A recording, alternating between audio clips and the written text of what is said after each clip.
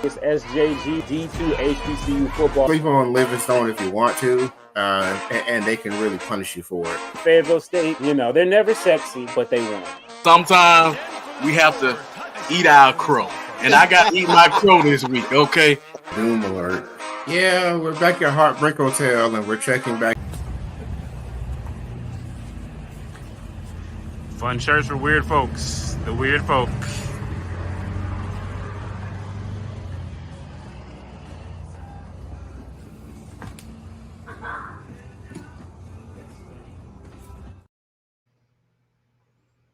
I guess I am that weird person. Yeah, so, hey, stumbled upon some shirts. Places. Let's see. So you show yours. I'll show mine right now. How I feel. Oh, man. And definitely, this is definitely how I feel. Let's find a cure for the stupid. What's up, everybody? It is SJG, and he is K-Ferg, and this is the HBCU Gameday D2 football show. We appreciate everybody for tuning in on this Wednesday, November 6th edition. Chris, this is season 2. This is episode something, but this is week 10, right? Week 10. This is week 10. A lot of things going on this week. It's rivalry week, some would say, depending.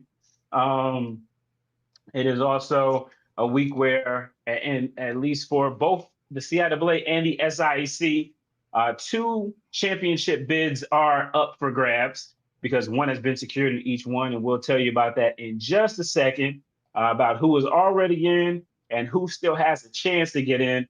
But we also do want to make sure that everybody gets a chance to, find out what happened last week and how we got to here.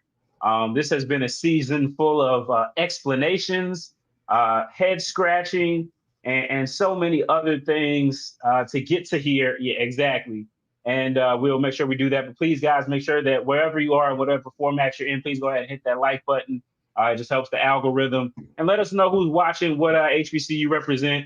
Don't get to the end of the show and be like, you guys didn't talk about my school and you didn't tell us who your school was. So, with that said, we'll get into going into last week. Well, Chris, how are you feeling? I've done a lot of talk about how are you feeling today, man. I know it's been a long day, a long 24 hours for a lot of us here. I know for myself, but how are you feeling today, man? I'm fine. I got so much stuff to do. I mean, I'm just at this point just trying to get stuff done. I mean, I got schoolwork, I got work. I got stuff to deal with. So, coming on the show is always a nice distraction from the world, and I think that's kind of what I need. So I'm glad that I'm here. Yeah, man, and glad that you're here as well, and I appreciate it. The clip you saw earlier this week, I got to hang out with Chris and a couple other of my friends over the weekend for my birthday. So I was very excited and blessed to be surrounded by folks that love me and care about me, and man, we had a lot in the weekend, but we also got to check out some football, some CIAA football, and some of the things that we saw shocked us. Some of the stuff didn't really shock us, but it shocked a lot of other people. So we'll talk about it. Shout out to Miss Tyler representing Fort Valley State. So let's just get into it, man. We started off the week last week. We'll start off this week as we always start off, and that is with our friends over at Clark Atlanta. Clark Atlanta came into the game. They kind of had put themselves in a spot where the SIAC championship kind of a reach away, but they're taking on a Tuskegee team that has historically dominated them, and they were looking forward to kind of trying to stay in the race the best they could, and they did come out with a 36-28 win over Tuskegee, which pretty much took Tuskegee out of they're still mathematically in, but they're pretty much out of the running for the SIAC championship. We'll get to that in a little bit, but Chris, what were your thoughts on this game? Again, Clark Atlanta, we've seen from the very beginning of the season that Coach Teddy Keaton and his guys, this was a new year, a new era for them. And, getting a win over Tuskegee is big. Well, I just thought that going into this game that, we were really going to see what is Tuskegee because, they've been kind of beaten up on some of the lower tier teams in the conference. And now you got to play, a team that, can run with you and then some on offense. And we always, we've been talking lately about Clark's defense and their inability to stop folks and make their offense work a little harder. And you had a little bit of that in this game, but I just didn't really think that Tuskegee was really going to have enough to keep it going. And that really proved true in this game. I felt like so. It just felt dead on. David Wright, he was gonna get his, and he did. Um, but I think that Tuskegee made it a competitive game, but competitive wasn't really going to be enough here, especially when especially when um, Clark made it like a 2-score game, in the early in the fourth quarter. Like that's not really what Tuskegee is really built for, and it just kind of showed. Like they're certainly on the upswing, but they're just not quite there yet. So Yeah, no, yeah, it definitely was again all season. If you hear the folks, even our guy Kendrick, D2 HBCU football, he said, and so many other Tuskegee folks have, said that they had a weak schedule, and this is kind of if ever there was a year that you could get into the SIAC championship of your Tuskegee and not necessarily be where you wanted to be, that this was going to be it. Unfortunately, usually Clark Atlanta would be part of that, but obviously, it is a brand new day under head coach Teddy Keaton as those guys continue to roll on and look forward. So, we'll go from there over to another SIAC program. This is a game. So we know about Albany State and Fort Valley State, their historic rivalry, both state schools in the state of Georgia. State schools, state. Anyway, but there's a third, there's a third wheel to that, and there's Savannah State. Now, Savannah State again, they've got some signature wins. They got a win over Tuskegee again, not your mother's Tuskegee, not your brother's Tuskegee, and not even the Tuskegee you knew, but they're Tuskegee. They got a win over them. They also got a win over Clark Atlanta, who's been rolling as well. And look at it, lo and behold, Savannah State takes down an Albany State program that a lot of people thought coming into the season was going to kind of, really take the reins of the SIC in the second year under Quinn Gray. What do you make of this game, Chris? Well, Savannah State was a team that we had talked about that they got the defense, but you really kind of wondered what could they do on offense. And when you got a defense as good as theirs, it certainly makes things a lot easier. Yeah, Albany State, they're going to get yards, right? Their offense is talented enough that they can rack up the yards. And they did that in this game. They racked up over 365 yards of offense. But when you start creating turnovers, man, that really does you in. And that's really what happened. That was really the story of this game. Albany State had 2 fumbles and threw 2 interceptions. And that is a lot to overcome in a game like this. And so, credit to Savannah State and their defense, and then they seem to have found something on offense as well. I mean, when you look at Sullivan and what he's been able to do and getting the passing game going, they got some kind of identity on offense. And, time and time again, when you're like in HBCU world, they have these really great defenses and they have very little to show for it on offense. And now we're seeing Savannah actually like put something together to be competitive in the conference, and it's like, man, what would this have been if they had done this a little bit sooner in the season? But to be in that spoiler role, it just makes for more exciting football. And now Albany's got to defeat Fort Valley, and some other things have to kind of swing their way just to get to the championship game. Yep, no doubt about it. Speaking of Fort Valley, and that is Fort Valley of Deborah M. Tyler. They picked up a definitive win as they get ready to head into the Fountain City Classic over defending SIAC champion Benedict College. Of course, as we said all year, this is not Chinnis Berry's the Benedict squad, but they are a respectable squad in the SIAC. Albany State putting up 44 points. I'm sorry, Fort Valley State. I'm sorry, don't get it. Fort Valley State put up 44 points in their win. Sean Gibbs' guys seem to be clicking right at the right moment. Just talk about Fort Valley State and Benedict and kind of what we saw there as these two teams. Fort Valley State and Albany State will kind of coming in on different spectrums. We'll get to that, but just talk about Fort Valley and what you see out of them. Oh man, do not be fooled by this score, right? This was like 44-20. That was garbage time points by Benedict. It was like 41-7 early in the fourth quarter. Do not be fooled by this score. So Fort Valley's got this defense, right? That they don't really either. They're going against teams that don't rush the ball very well, or the defense is really keen on the run. And maybe there's some combination to the both. But Benedict had -1 rushing yards in this game. And that just tells you, what Fort Valley's defense is what they're able to do in something like this. They made Benedict one-dimensional. Benedict's another team that, they have some semblance of an offense, but it's not really a high-scoring, high-flying affair. And you kind of need that to sort of keep up with Kelvin Durham and Brandon Marshall and that group.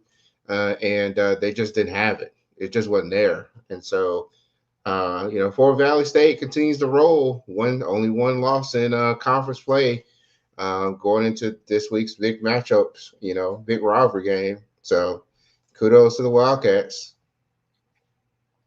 Yep. So that's the SIAC. We'll take a look at the standings in a minute, but let's go over to the CIAA. So again, this was an interesting weekend. Getting a chance to watch it from being not on the field. So let us first off, Chris. Let us have. I don't even know how to say this, how to start this, but let us have a moment of silence for Bluefield State University. And just to be honest and not to gloat, well, maybe to gloat a little bit, Chris, we talked about this last week about what this could look like, and let's just kind of see what we said. Bluefield State. I just thought about, who are they playing this week? Bluefield State. Bluefield State.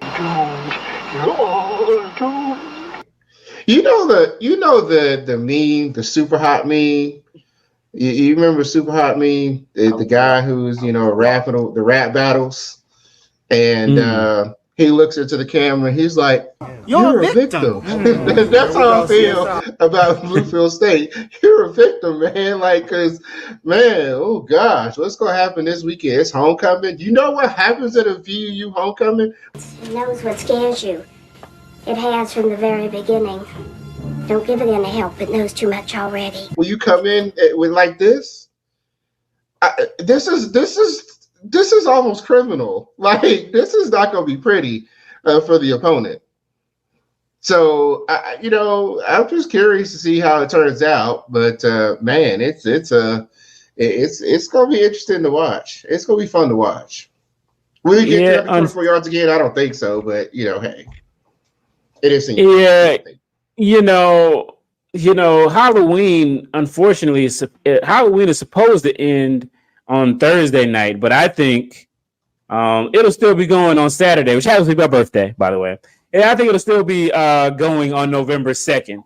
I think they will get a replay of Halloween for Bluefield State that they don't want to see. You know, they have shown that even running the ball, there will be no mercy. There will be no mercy. You know, it's just not going to happen. Yes. Yes. I had a talk with ChatGPT, and I had to ask it how to describe what happened on Saturday, and this is what we got, Chris. Some scores should not be seen. The power of AI. I mean, to capture that. Come on. Yeah, Chris. It was just you know, again, 91 points. We had seen them do something similar to Lincoln a while back before, and we know this Bluefield State team that's getting its back blown out by such offensive juggernauts as Bluefield State. As Bowie State and others. So, I don't even know if there's anything else that needs to really be said about it, Chris. Credit to VUU for not showing this game. They're that stream at Virginia Union. Oh man, good thing their offense shows up better than that screen there. Anyway, let's go. Let's keep moving.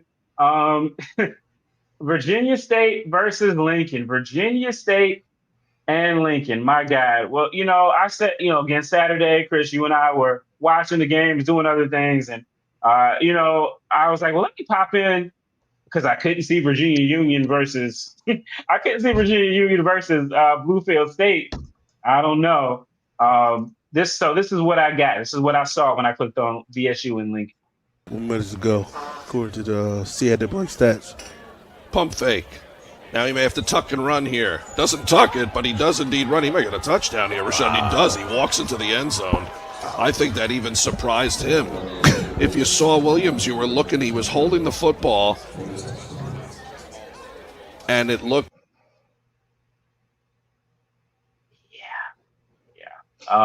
And you know what? I'm not even going to show you I'm not even going to show you guys the other one because the other one's even more ridiculous. But either way you slice it. Come on. Oh man, you know what I mean? You know, hey, it is. Well, you know what? Hey, you know what? Since this is pain week for so many people. Let's see. Guys, let me know in the chat. Should I show the other play or not? Let me know in the chat, please. Give me a vote. Because I just in the name of all that was holy. If Lincoln, the Cowardly Lions, is that what we're?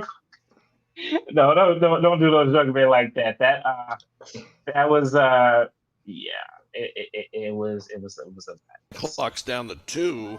Isaiah gets it off, and the snap goes over his head, and it's picked up, and running back the other way for a touchdown is KJ McNeil. Disaster. Spoke too soon. And you saw what led to that. It was the confusion, urgency. A couple minutes ago. And just show this stats. Pump fake. Now he may have to tuck and run here. Doesn't tuck it, but he does indeed run. He may get a touchdown here. Rashad, he does. He walks into the end zone. I think that even surprised him. If you saw Williams, you were looking. He was holding the football. Yeah, it was. And it looked. That is what Virginia State has ridden to get to this point. We'll get to that in a second as well. But Chris, I think the big shocker of the day, Fayetteville State, you know, who had just been, I guess, dehoofed by Shaw after their long running feud. They go into a Johnson C. Smith team that, you know, their defense looked like the 85 Bears against Winston-Salem State, you know, the week before. I don't know, Chris. Did Johnson C. Smith win their Super Bowl a little bit early? Did they underestimate Fayetteville State? What happened? Oh gosh. Well, 27-0 happened. I'm sorry. Well, let's unpack this for a little bit. We need a little time to unpack this one. So Bluefield didn't score against Union. Lincoln didn't score against Virginia State, and Johnson C. Smith didn't score against Fayetteville. Like, one of these does not fit in this group, and yet here we are talking about it. And I just, when you have teams that are not used to winning like this, there just seems to always be a letdown somewhere. And with Winston State, that was a game I felt like they probably had circled on their calendar. And so, of course they did. Right. So you had that. You had Virginia Union. You had Virginia State. But here's Fayetteville that, has been kind of down on their luck. And they score 7-0. All right, I think it was like the first time they've really trailed that early in the game this season. And you get a 14-0, and you're like, oh man, JCSU's, slow start, fine, we get it. But as the game sort of wore on, it was just like, man, they're just kind of sort of struggling, and they're just playing field position when they need to start scoring points. And that 21-0 deal really hurt. And then, you had the drive where they JCSU had gotten to the red zone, and then Darius Ocean got picked off in the end zone. And that's how man, this isn't looking too good. I kind of felt like JCSU kind of got away from what they normally do, a really good solid mix of pass and run. I felt like they tried to go a little pass heavy.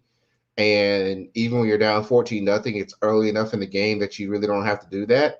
But credit to Fayetteville State in a lot of ways. I mean, it seems like their game plan was to force JCSU to pass, and JCSU didn't have an answer for that to try to reestablish a run, just like what they did against Winston-Salem State, the week before.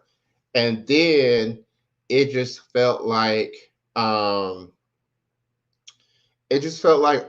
the right pieces are falling into place. Fayetteville State is still a squad that they know how to score points. I mean, and they know how to score them in a hurry. And so it was just really the defense. Credit to that defense. That defense really they played lights out. It was night for JCSU. And now you kind of just scratch your head why. But like I said, I just think that when you're not used to winning, there's always that one letdown. And where do you have it? At least they had it in the regular season. But now you got to go play Livingstone in order to get to the championship game. It's not guaranteed anymore. But hey, here we are where we are. Fayetteville State has defeated Johnson C. Smith. Their streak continues. Been beating them since 2015, 2016. So that's in one streak, you keep another streak going. That's right. So womp JCSU. Yeah, man. Maybe they skipped a couple bricks. I don't know. They definitely they look like the old Johnson C. Smith. So there's that. All right. So let's talk about some standings. Appreciate everybody in chat. Please hit that like button. Please, wherever you are, we definitely need that. Appreciate it. Really, definitely appreciate that. All right, let's go over to the SIAC standings. And right now, Miles is sitting up there at top of the SIAC standings, 6-0. We've got Fort Valley State, Clark Atlanta, Albany State, and Tuskegee, who are all sitting right underneath them. And again, we are now in the last week of the season. Some would call it Rivalry Week. That's what it's been termed in D2 Rivalry Week. And so we did get some clarity this weekend, Chris, about the championship situation. So we're going to read it. You guys can go over to HBCUGameday.com to read it all, but I'll give you the Cliff Notes version because we definitely want you to go over to the website to see that. So right now, Miles College is in. Miles is in.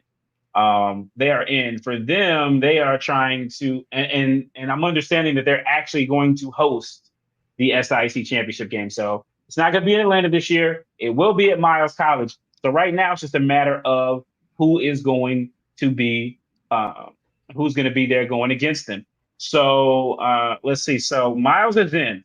Fort Valley State, you control your own destiny. You are the master of your fate. You are the captain of, I don't remember, Invictus. I'm not an alpha, so that's my excuse. Let's see. We have and then so if they beat Albany State, they are in. That's the simplest path at the end of Saturday. Clark Atlanta, they will need to beat Morehouse. Seems reasonable. And they would need Fort Valley State to lose. And then they would go into the SIAC championship game. Because if you remember game one, Clark Atlanta was able to beat Fort Valley State. And that is why they they're close there. Then you got Albany State. So Albany State would need to beat Fort Valley State. They would need Miles to win and Tuskegee to lose, and they would need Clark Atlanta to lose to Morehouse. You know what? Don't pack your bags, guys. And Tuskegee. Because why not? Tuskegee will need to beat Miles. They will need a Fort Valley State loss. They will need a Clark Atlanta loss. And just for a little icing on the cake, Chris, they'll also need a loss from our friends that play in Blythewood, located in Columbia, none other than Allen. Again, this is Allen's record. Allen is 2-7. Yet they factor into a potential playoff scenario, championship game scenario. Because you can't make this up. You gotta love it. Over in the CIAA, we'll pull those standings up, and okay, similar things, but not quite. Similar on paper and somewhat in results, but not quite. So you got Virginia Union up there, sitting up there, technically at 6-0. And then you've got Johnson C. Smith, technically 5-1. And you got Virginia State, technically 5-1. And Winston-Salem State, technically, is 4-2. So our friends at the CIAA also gave us theirs as well. Are you do you guys got that? Do you get all the technicalities? All right. So the CIAA, their championship game scenario is as follows. Virginia Union is in. It doesn't matter if they come out and lay a stinker. It doesn't matter if Virginia State scores 91 points on them. Why not? Because why not? They are in. So here are the possible scenarios. If VUU wins and Johnson C. Smith beats Livingstone, not a given, then they are in the championship. If Virginia Union wins, Smith loses, and WSSU wins, Virginia Union is still in championship game. However, JCSU, VSU, and WSSU will be tied at 5-2. However, JCSU would be determined as the head-to-head against both VSU and WSSU. And technically they have it over Virginia Union too, but we digress. Either way, that would be there. And then just because we love the scenarios here, let's go to 4. If Union loses and Johnson C. Smith wins, if Union loses, then that means VSU, VUU, and JCSU will be the co-champions of the regular season, and this creates a 3-way tie for the determined championship consideration. To determine who moves on to the championship, the tiebreaker is winning percentage with the 7-game conference schedule. With each team at 6-1, technically, all would be tied. The next tiebreaker is head-to-head competition. And because they didn't all compete within the 7-game conference schedule, that can't be considered. The next tiebreaker, Chris, is point differential against common opponents. VSU, VUU, and JCSU only have one common opponent. Guess who that is, Chris? Guess who that is, Chris? Guess who it is? Winston-Salem State. No. Because technically, VSU and WSSU didn't play as far as CIAA is concerned. But that one common opponent, Chris, and it's all coming together, that diabolical Dr. Alvin Parker. That diabolical Alvin Parker. And yes, AD Drew, this is the CIAA is showing you potentially how chaos is truly done. Bluefield State. They all played Bluefield State, and it counted for all of them. Didn't count for some other folks who played Bluefield State. Not that the point differential would have helped. Anyway,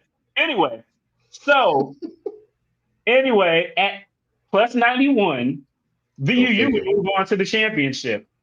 VSU and JCSU remain tied at plus 39. You can't, man, shout out to the CIAA. You can't make this up. I'm rooting for this, by the way. Let's see. Only VSU and JCSU in content with only VSU and JCSU in contention for the final championship spot. The tiebreaker procedure resets between the two teams. The first tiebreaker, conference winning percentage, would remain tied. I'm really rooting for this. However, the second tiebreaker, head-to-head, favors JCSU. JCSU would move on to the championship as the number 2 seed. I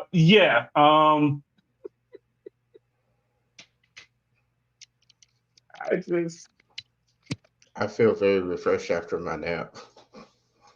I mean, Chris, I know you're studying to get that PhD, man. I don't know if any of that work that you're doing is any tougher than what the CIAA has done. CIAA, you have outdone yourself. You have outdone yourself. Take a bow at the conference office. Yes, that would be chaos. And yes, AD Drew, we know you're rooting for chaos too. Why not double chaos? Why not? Let's just make it real fun.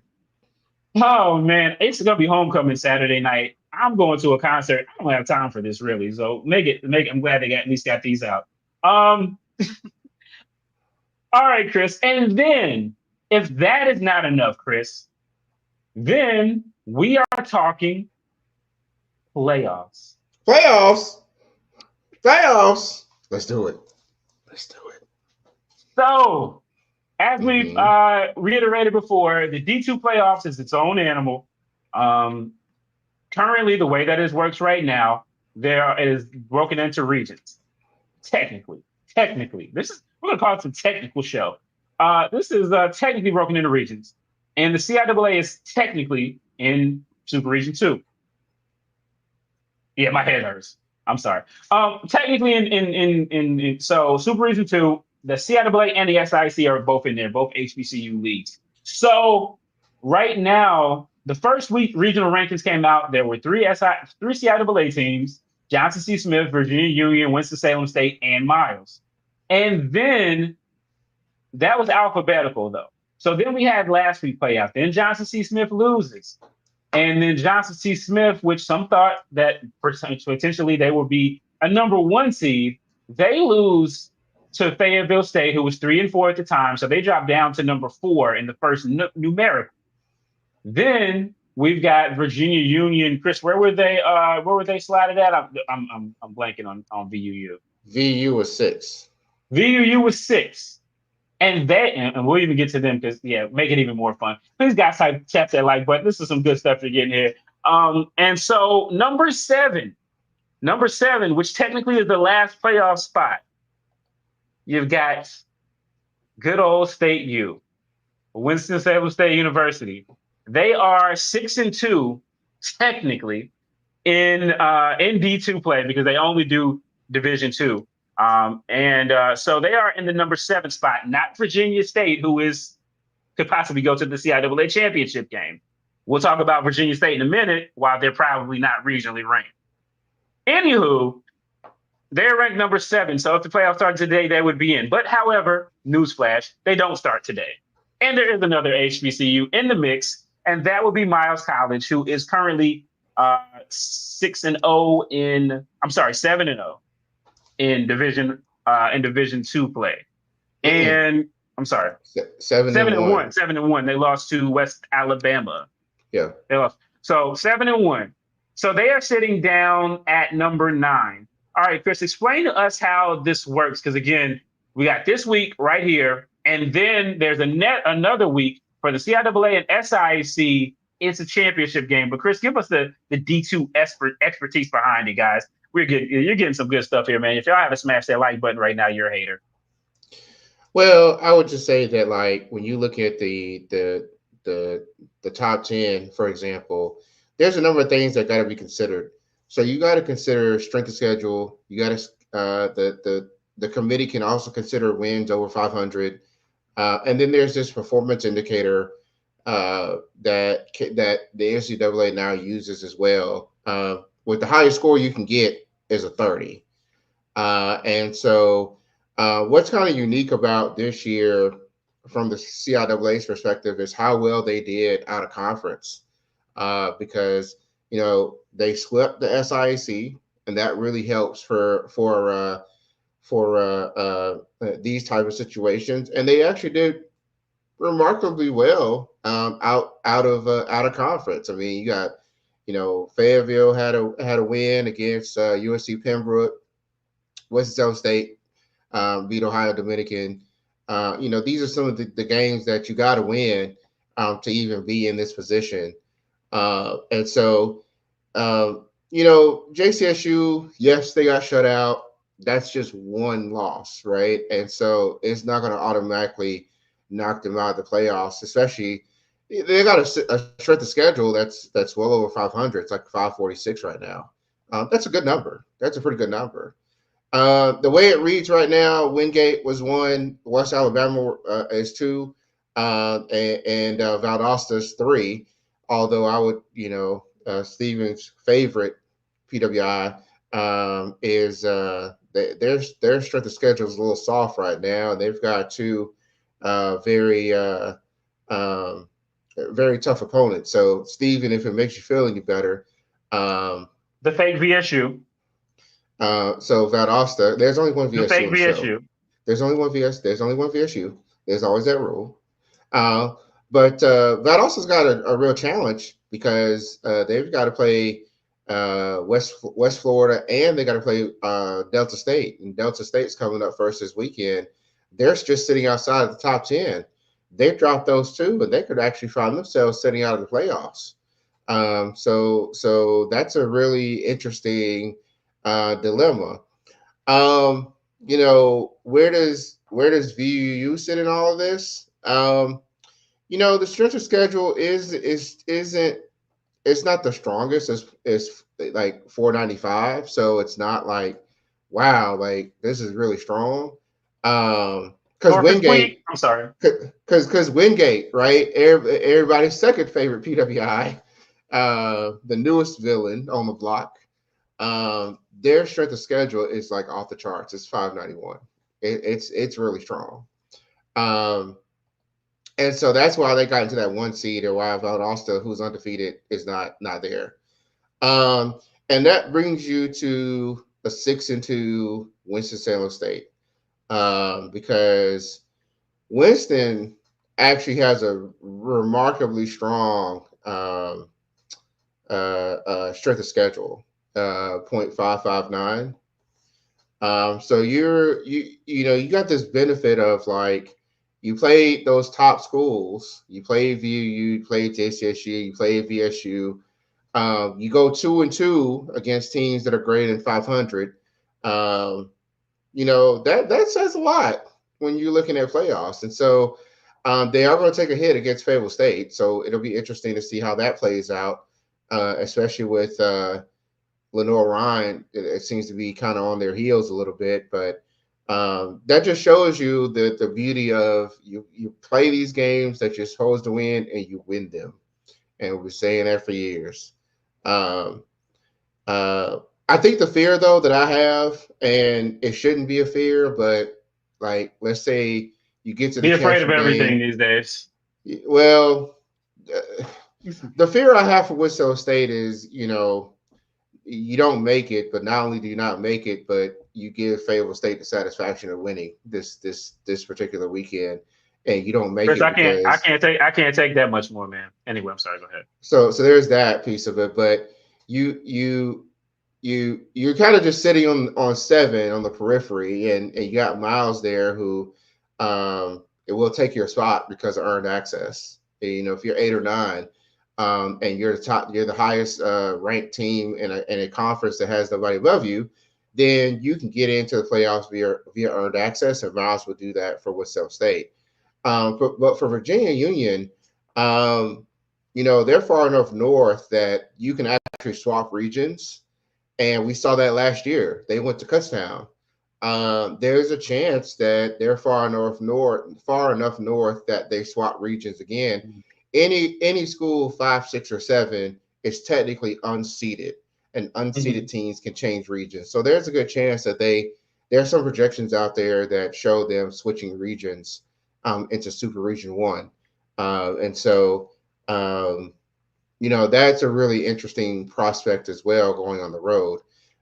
So I'll just throw this one other thing out there.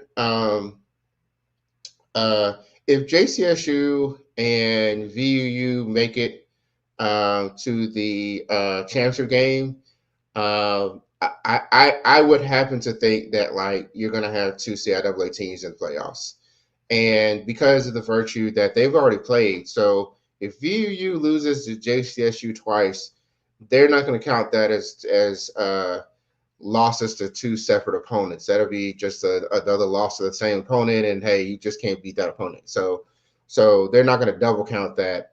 And if VUU wins in that scenario, then it just nullifies what happened to JCSU, and maybe VUU is the one hosting a game and JCSU goes on the road.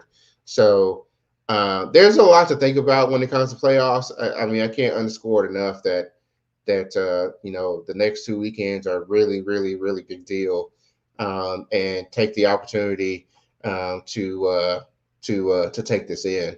Is Winston-Salem State eliminated for the championship game? Yes. From the Division II playoffs? No, not quite, but they must win against Fayetteville State to even be considered. And at least they're in the mix right now, although I'm really curious to see if they beat Fayetteville State, their strength of schedule will come down, and will that be enough can they still hold on to 7 or maybe even move up, or are they just kind of going to be stuck there and they won't make it? And no Rams land. They're basically, I call it the Fort Valley State rule, because Fort Valley State got caught up in a 7 line, and they ended up not making it to the playoffs. And you're just like, dang, they just got leapfrog. So it's a really interesting dynamic. Look at WSSU's favorite fan from Norfolk State. Look at him. He just can't stop talking about WSSU. Look at him. Knowing Norfolk State has been eliminated from conference play since they started. Get out of here. Get out of here. I wish you and Coach Odom's many years of happiness. All right, here we go. We got Coach Robert Massey talking about the scenario. It's about it. The intent was to win the conference championship and then go on to try to win a national championship. But if you're having a good season, you have the ability to go to the playoffs, what's wrong with being a national champ? Well, yes. Winston-Salem State University, where being a national champion is an okay second option. We gotta love it. All right, I'll tell you what we don't have as an option this year, and I broke this story earlier this week. We talked about it previously, and I just made sure I got the confirmation. The Florida Beach Bowl has been canceled. There's ice in the sand, icicles on the. We got icicles here on the palm trees because the game is officially on ice. The Florida Beach Bowl is a bowl game that was created last year. Last year between the CIAA and SIAC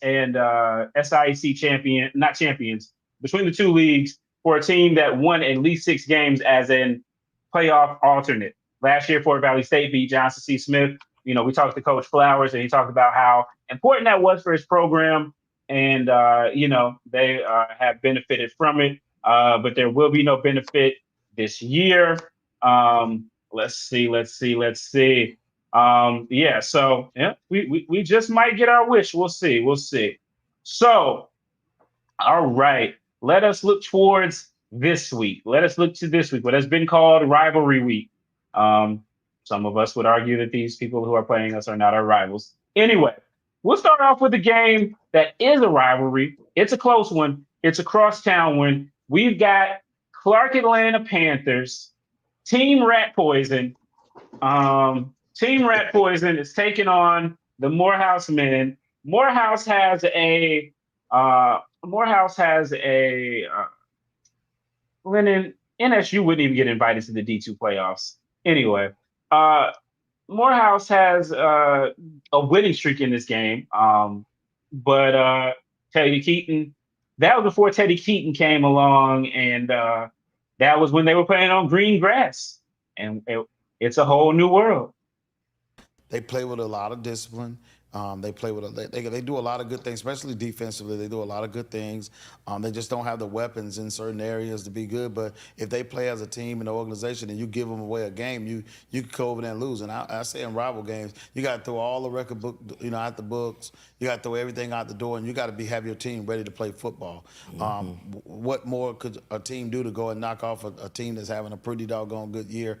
And I know he's motivating them, saying that they're going to take you guys lightly. They're not going to do the things they need to do, and I'm on doing the opposite. I'm trying to get them ready to play football.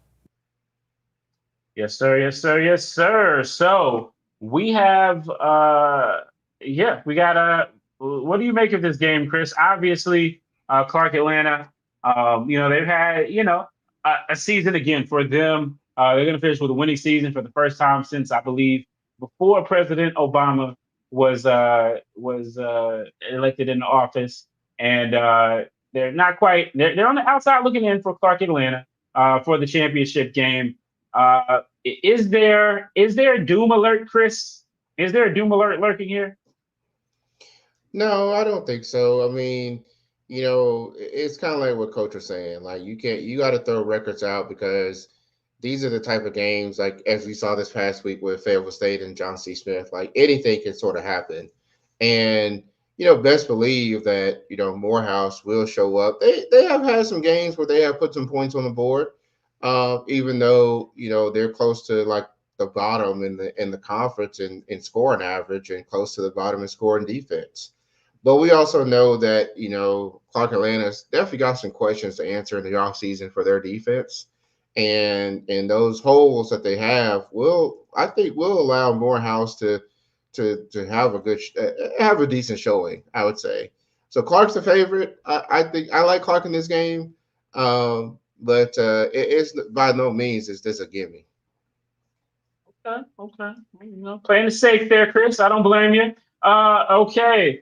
Miles versus Tuskegee. So Miles is clinched, but Tuskegee still has somewhat of a chance. They're not mathematically eliminated.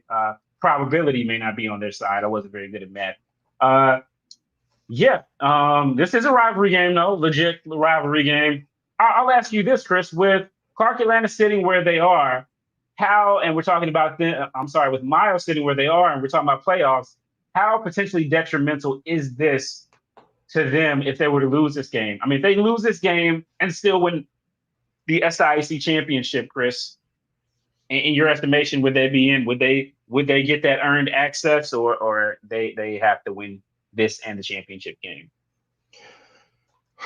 Well, I think that side, man. That side was settle out. Well. No, like their strength of schedule is going to go up because of the fact that they get to play Tuskegee, who's got a winning record, and also the winner of Fort. Well, I assume the winner of Fort Valley, Albany is going to be the other one, but stranger things have happened. If Clark gets in there, that's another team with they've already played, so I mean it won't really help them there. They really got to win out. I don't know if a 2-loss Miles gets into the playoffs. If it's a brand new opponent that they get a loss to, and I think that a Miles that runs the table at this point, I think they will get in without earned access. Is what I would say. You don't really know because like when the seeding comes out, the bracket comes out, it's not like they really tell you like how did everything like sorted out in the end. And that's what I'm reminded of the 2014 year when Winston-Salem State was like on the periphery, and it was 6 teams back then, and they didn't make it, even though they had a really strong record, like a 9-2 record, and they didn't make it. And you didn't know like where they ended up overall because they didn't release the final like regional ranking breakdown. So you don't really know what Miles, but if they run the table, they're going to be in. And I think they will be in on without earned access. Okay. Go Tuskegee. Let's see. Let's see here. I'm just being honest. All right. Let's see. Then we got Fort Valley State, Albany State. This is a high stakes game right here. This is a rivalry game that they play down in, I believe, Columbus, Georgia. This is big time, Chris. This game, it seems like every year in the last 5 or 6, this has had some type of SIAC championship game implications. We've already kind of talked about it a little bit, but what are your thoughts on this game, man? What are you feeling about this game as far as who's going to take it?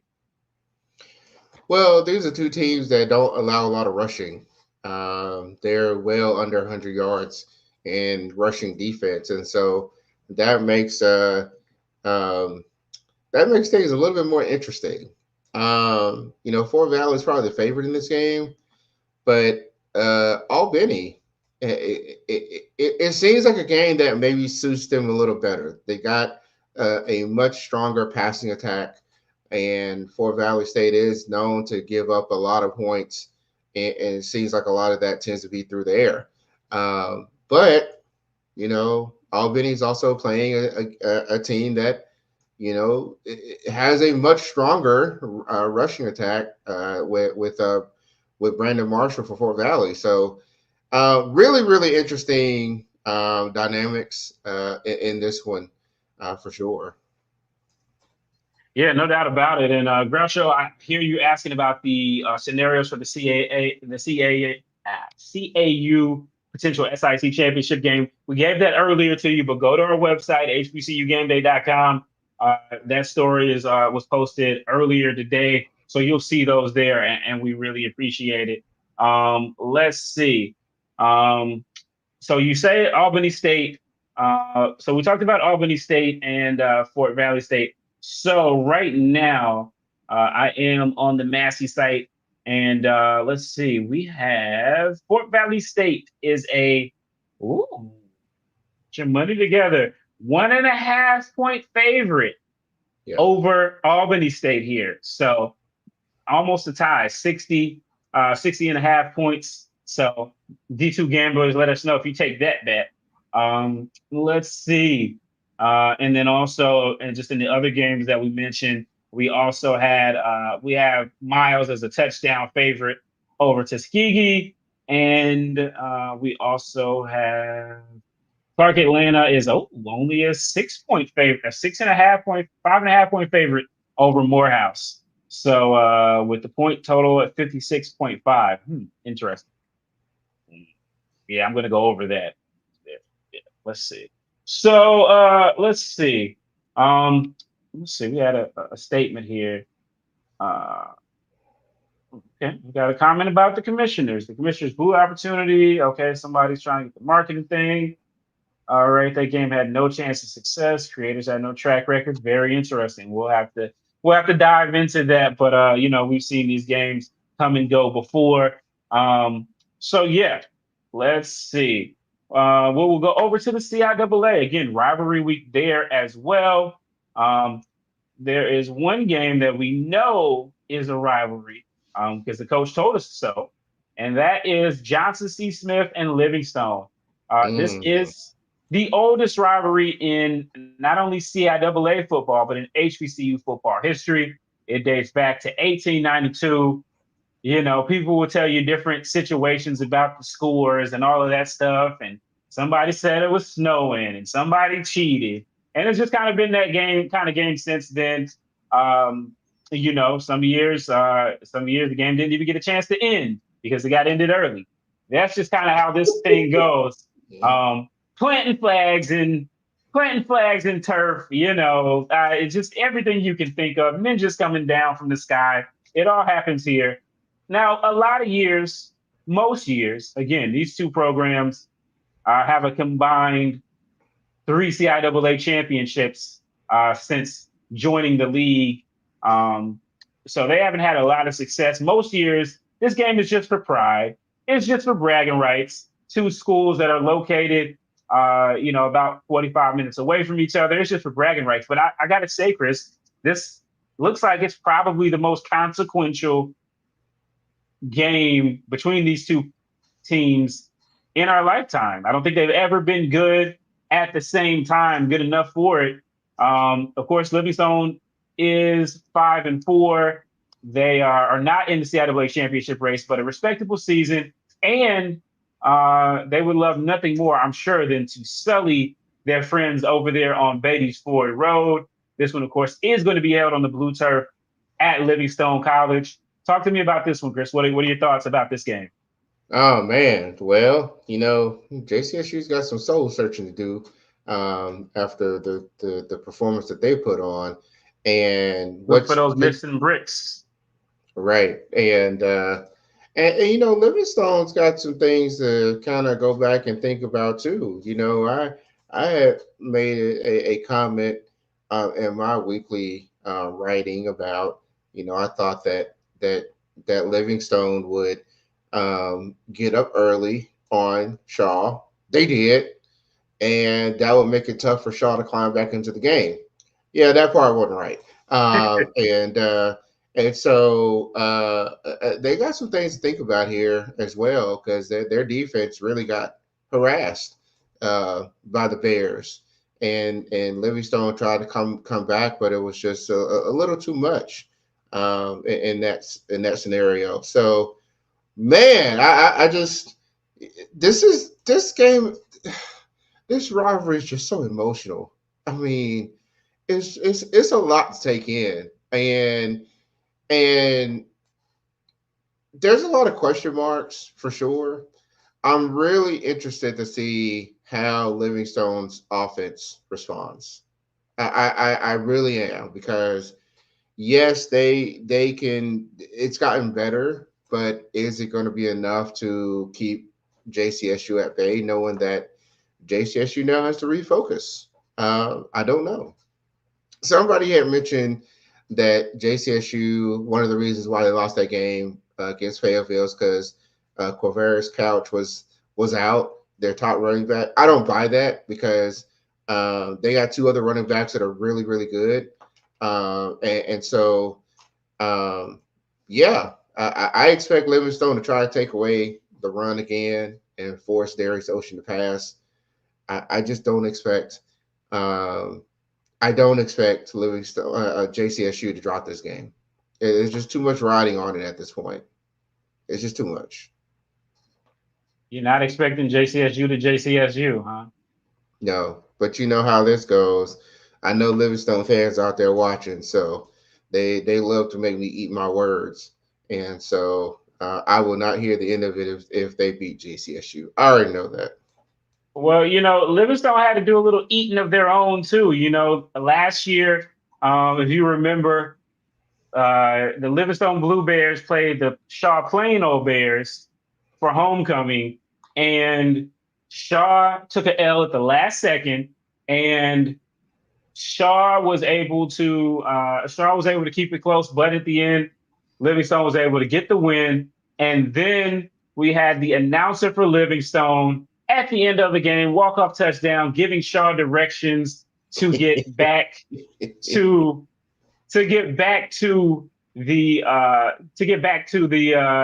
Shaw. And so, you know what? I mean, this is what I love about the CIAA, Chris. There's so many as the schools are so close and everybody has a long memory, and the petty, Chris, it does my heart good. And, now we're starting to see people display it in real time via Twitter. And one of my favorite folks with the petty is none other than Shaw University's own Antoine Lynch. This man comes with it all the time. And what I'm doing is I'm going to try to find it for you guys by the end, how that back and forth went. But before we do that, we will get over to the next game on our docket, which is going to be the Winston-Salem State taking on Fayetteville State. So when last we saw the Rams, the offense finally, the Rams finally found their ways out of the bush of the Johnson C. Smith defense and scored a touchdown, tried an onside kick, and saw their CIAA championships go up in flame, Chris. They saw a nearly 50-year-old streak against Johnson C. Smith go to break. Then they saw Johnson C. Smith documentary by my man Wally Pitt, where everybody's, rah, yeah, we're Johnson C. Smith. It ain't, the streak is over. And their win streak was over. All right, so now they're going on to play Fayetteville State. Fayetteville State, Chris, I looked up, I did my research, Chris, man. I looked up long history right here. This is, got this from my student days. It's homecoming at WSSU. So, I went back to my student days. I went back to media guys. We don't have these anymore. But they're playing Fayetteville State, Chris. And the last couple years, you would not know that this has been dominated by Winston-Salem State. Fayetteville State has just at the end of the year, just ripped WSSU's heart out for 5 of their 6-year run to Salem, Virginia. Winston-Salem State did win in 2018, but the championship had already been decided. And so now Fayetteville State, last week, they looked feeble. They looked like they were on their last legs. And they went into Johnson C. Smith and played Bad News Bears. Now they get to come over to Winston-Salem and try to crash homecoming, the Ramley reunion, if you will. And so try to end their season with a 5-4 record. They only have 9 games this year. Try to salvage a winning record. And then Winston-Salem State, of course, they've still got a lot to play for. They're looking to try to improve their record to 7-3 overall, try to go to 7-2 in the Division II, and see if they can hold on to a spot and make it to the playoffs. Chris, this is an interesting game. I knew it would be when we were told that Fayetteville State was going to be the homecoming opponent. A lot of people were like, "Why did you play Fayetteville State for home?" Who cares, right? Who cares? I don't give a damn. I don't think they could win for another 30 years, and they still won't. Anyway, it's interesting. It's here. What are your thoughts on this game, Chris?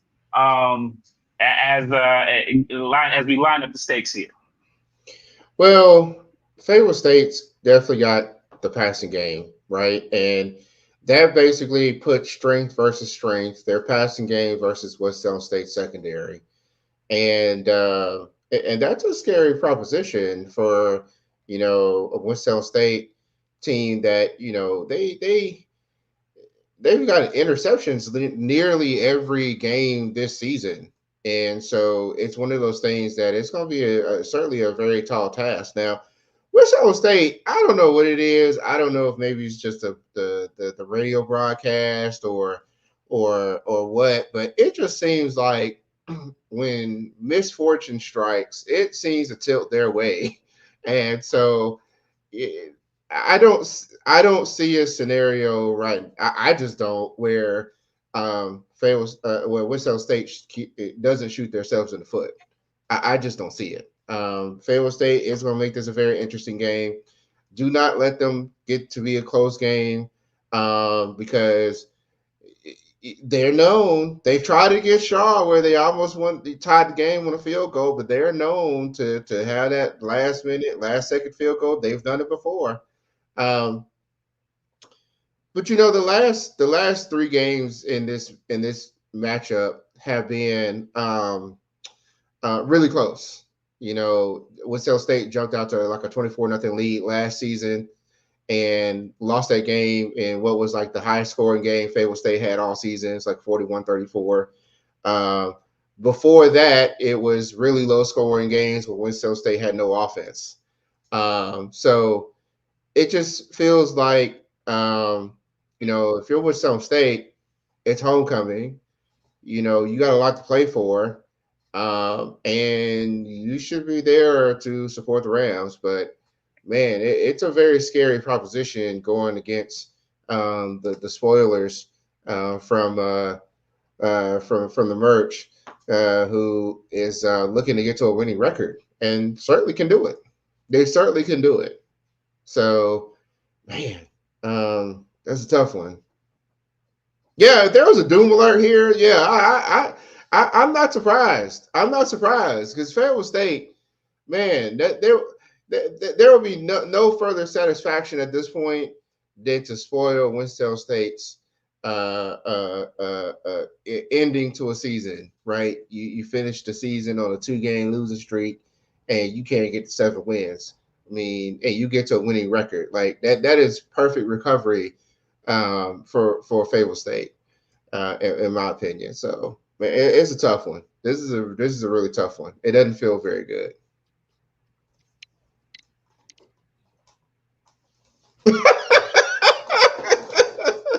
Look, every time I picked against Fayetteville State, it doesn't end well for me. So I keep year after year. I see what you're doing. I see what you're doing, Chris. I see what you're doing, Chris. But come on, guys. Come on. You see what this shirt says? Come on. Come on. End this foolishness. End this foolishness. I don't care. I don't care. I don't care. End it. End it. End it. End it. Come on now. I don't feel very good. My stomach is squeezy. I don't feel very good. I don't. You know how many times Winston State I know finds a way. It hurts, Chris. It hurts. It hurts. And it's like twisting, In here. In here. It hurts. We still got to talk about one more game, though. We still got one more game. We still got one more game to go. The Rams are going to win. All right. So I have faith. And why not get crushed again? All right. So then lastly, we've got Virginia State versus Virginia Union. Now, last year, I went up to this game, Chris. Just like last year, determined who was going to go to the CIAA championship game. Of course, that last year, we had divisions and so much has changed since then. But once again, Virginia State, Virginia State and Virginia Union battling for the championship. Now, Virginia State, let's have a discussion about Virginia State, Chris. Let's have a discussion about Virginia State. So Virginia State was predicted to win the CIAA. They were. A head scratcher for all of us. It was. A head scratcher for all of us. They come out, they beat Benedict, but we knew Benedict wasn't going to be Chennis Berry's Benedict.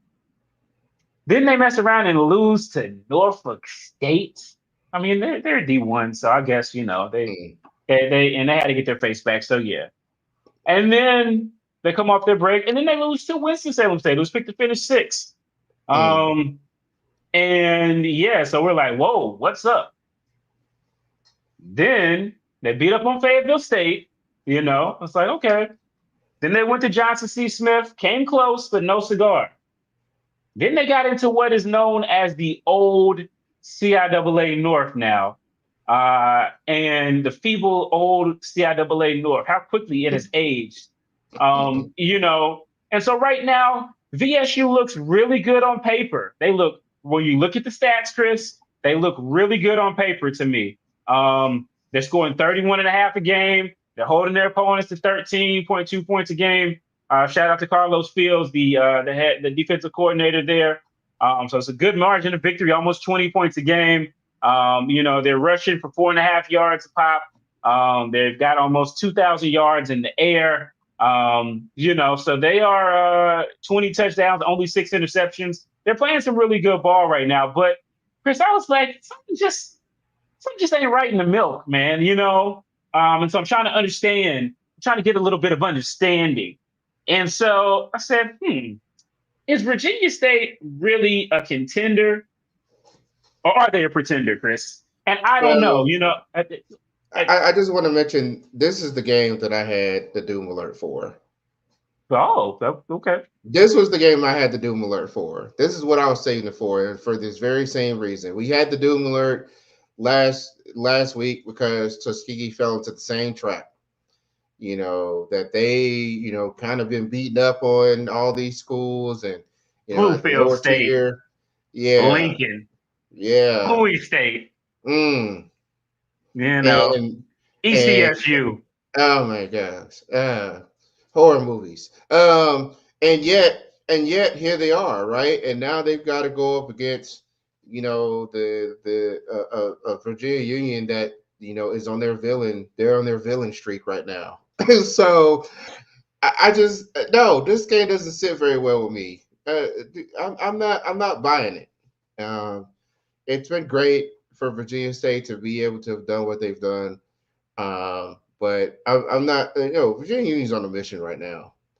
They bounced back from what happened with JCSU. You got Mark Wright. Put some respect on Mark Wright's name. He had offensive player of the year, maybe. Yeah, Jada Byers. Come on now, Jada Byers. But you got a team that has gotten their groove back to where they have a passing game, and they got the vaunted rushing game. That doesn't mean that that the Virginia State's not gonna be easy out. You got Romello Williams, who is a very mobile quarterback. He was the one that rushed for that touchdown in that first clip that you showed against Lincoln. Jamil Williams at running back, who is above average in the conference. And they've got some playmakers on defense. KJ McNeil comes to mind, who he's always that one person that you're looking for on the defense. Like Justin Fleming for Winston-Salem State, that person you're looking for on defense. KJ McNeil, I feel like, is that one person you're looking for because he's always good to be in on key stops or interceptions or something like that. So I just feel like Virginia State's done a really nice job in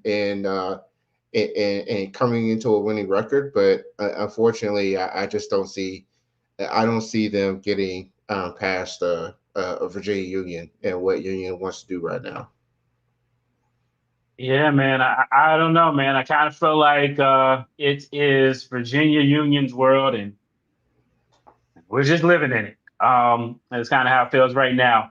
So, as we look up, Alonzo says Jada's record game moved the needle for Offensive Player of the Year. But yeah, they had a lot of weapons. Mark Wright, RJ Vick, Jada Byers, Curtis Allen. It's just a lot of guys again. So it's going to be an interesting week of D2 HBCU football. I hope you guys have enjoyed today's show.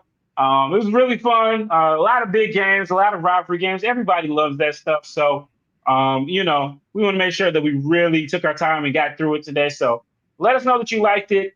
We got a lot of folks in here. Please, guys, make sure you hit that like button before you get out of here. We definitely need it and appreciate it.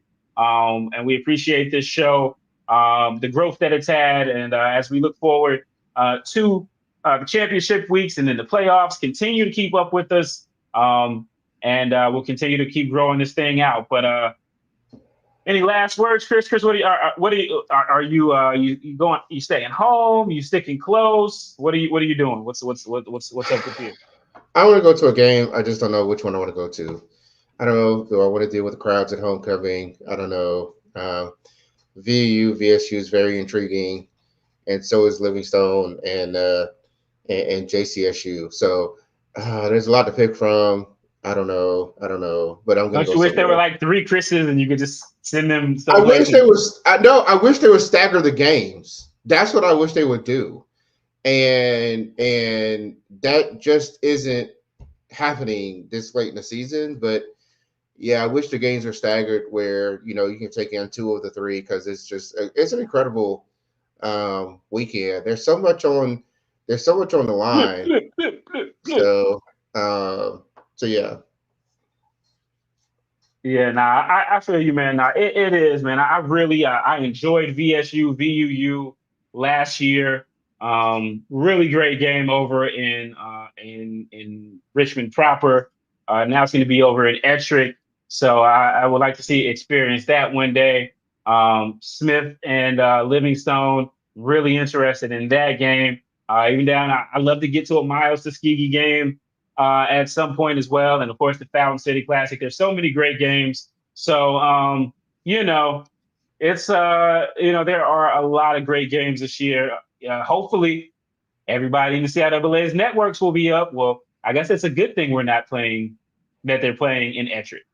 And with that said, we will bid you guys adieu. Appreciate you guys so much. And Chris, we'll end the show here with another view of our shirts that we picked up over the weekend. Yeah. Right. Find a cure for the stupid. All right. It's SJG D2 HBCU football. Sleep on Livingstone if you want to, and they can really punish you for it. Fayetteville State, they're never sexy, but they won. Sometimes we have to eat our crow. And I got to eat my crow this week, okay? Doom alert. Yeah, we're back at Heartbreak Hotel, and we're checking back in.